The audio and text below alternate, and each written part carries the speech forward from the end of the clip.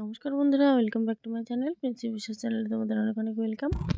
তো শুভ সকাল সবাইকে। কেমন আছো তোমরা? আশা করছি ভালো আছো, আমিও খুব ভালো আছি। তো আমি ব্লগ সেভাবে কিছু দিতে পারি না, তো কি বলবো আর কি, তোমরা আমাকে সাপোর্ট করো, আমার পাশে থাকো আর আমাকে উৎসাহ দাও, তাহলে অবশ্যই আমি তাড়াতাড়ি ব্লগ দেবো আর কি। তো সকালবেলায় উঠে দেখো এখানে লোকজন চলে এসেছে বাড়ি। তো আমি ভাবছিলাম এনারা কারা। তো এনারা হচ্ছে কি বলতো, যে মধু চাক ভাঙে, যা মধু বের করে, এনারা হলেন তারা। তো বাবা ডেকে নিয়ে এসেছিলো যে গাছে মৌচাক হয়েছে, তা মধু যদি বের করা যায় তাহলে ভালো হবে আর কি। তো ওনারা দেখে বললো যে না, এখনও সময় হয়নি মধু ভাঙার, তো সেই জন্য আর কি ভাঙা যাবে না, কিছুদিন পরে ভাঙতে হবে। তারপর এদিকে চলে আসলাম আমি আর আমার দাদার ছেলে একটু রাস্তার দিকে হাঁটার জন্য। তো সকাল সকালই উঠেছিলাম, জানি না কেন বাপের বাড়ি আসলে যত ভাবি কি যে একটু ঘুমোবো ঘুমোবো ঘুমোবো। তো কি বলো তো, মাথায় কেন জানি না বেশি একটা সময় ছিল না হাতে, বেশি দিন যে কদিন থাকবো কি না থাকবো। তো সকাল সকালই ঘুম ভেঙে যাচ্ছিল কদিন ধরেই। তো বেশি দিনও ছিলাম না আর কি, 4-5 দিন ছিলাম, সেজন্য আর কি উম, কি বলবো আর, ঘুমটা সকাল সকালই ভেঙে যাচ্ছে। তো তারপর ওখান থেকে বাড়ি এসে দেখি মা এদিকে সবজি কাটছিল, আর সবজি কাটার পরে এদিকে বৌদি রান্না চাপিয়ে দিয়েছে। তো শীতের দিনে বেশ উনুনে রান্না করতে সবারই ভালো লাগে আর কি, গ্রাম বাংলায় তো এটাই হয়। আর আমার বাপের বাড়িতেও উনুনেই বেশিরভাগ রান্না হয়, গ্যাসেও হয় উনুনেও হয়, যখন যেটা আর কি। শীতের দিনে একটু উনুনে রান্না করতে প্রত্যেকের ভালো লাগে। আর আমাদের এখানে একটা জিনিস কি বলতো, প্রত্যেকের বাড়িতে আর কি বাইরে যে উনুন উনুন করে, বাইরের উনুনটা প্রত্যেকের বাড়ি থাকে। একটু ঘিরে নিলেই বেশ ভালো লাগে দেখতে আর কি, রান্না করতেও ভালো লাগে, শীতের দিনে রান্না করেও মজা বেশ। তারপর এখান থেকে বাড়ি টাড়ি চলে আসলাম। বাড়িতে এসে সবাই এদিকে খেলাধুলো করছে বাড়ির বাচ্চারা।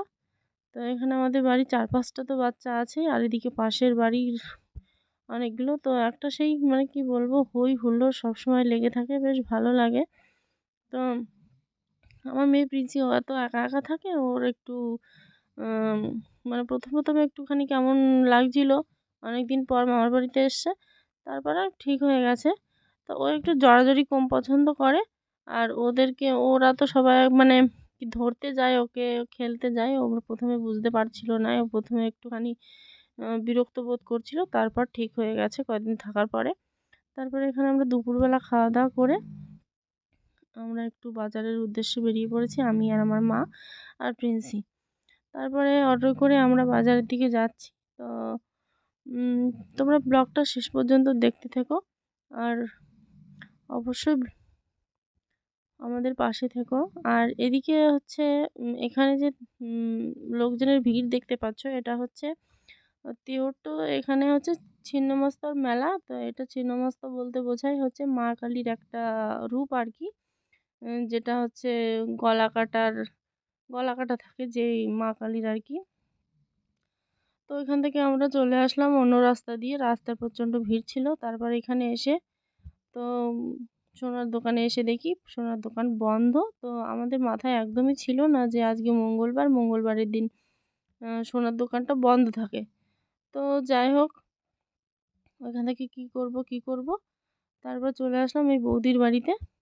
তো এখানে এসে বৌদির সঙ্গে দেখা করলাম, অনেক দিন পর আসলাম, বেশ ভালো লাগলো। তো এখানে প্রিন্সি এসে একটু খেলাধুলা করছিল। তারপর ওখান থেকে চলে আসলাম, বাড়ির দিকে চলে আসছি।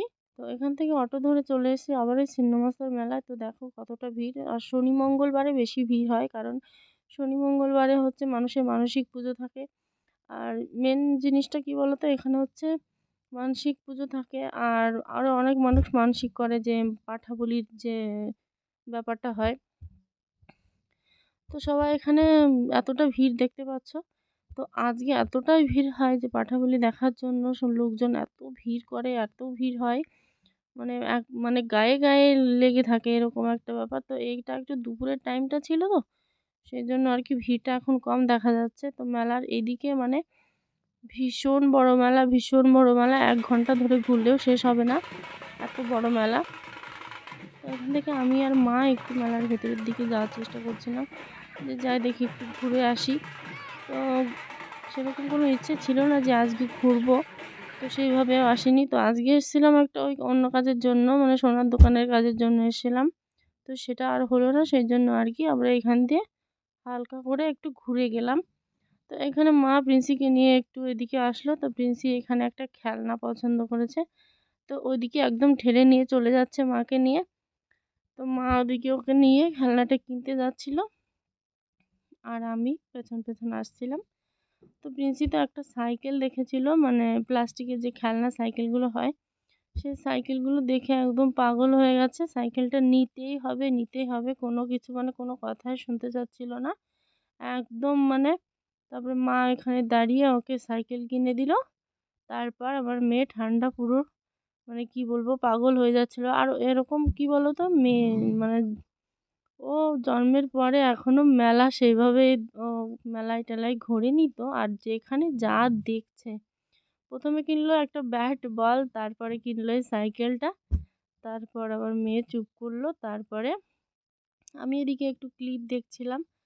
তো এখানে মানে মেলা মানে ভীষণ দাম ভীষণ দাম, মানে দোকানের থেকে ডবল দাম চেয়ে বসে থাকে এনারা। তো এনাদের একই দাম দিতেই যাচ্ছিল, মানে দেবেই না, মানে যেটা বলবে সেটাই। তো আমিও ভাবলাম যে না, এখান থেকে কিনে কি করব, ওর থেকে দোকান থেকে কিনবো, কেন এখান থেকে কিনবো বেশি দাম দিয়ে। তারপর এখানে দেখো যে মন্দিরের সামনে মানে যে পাঁঠা বলিগুলো দিচ্ছিল, ভাবছিলাম একটু ভিডিও করব, তা মানে ভিডিও আর করতে পারিনি, এতটা ভিড়, ওই কোনো রকম ফাঁকা দিয়ে একটুখানি দেখা যাচ্ছিল, তো সেটাই একটুখানি তুললাম।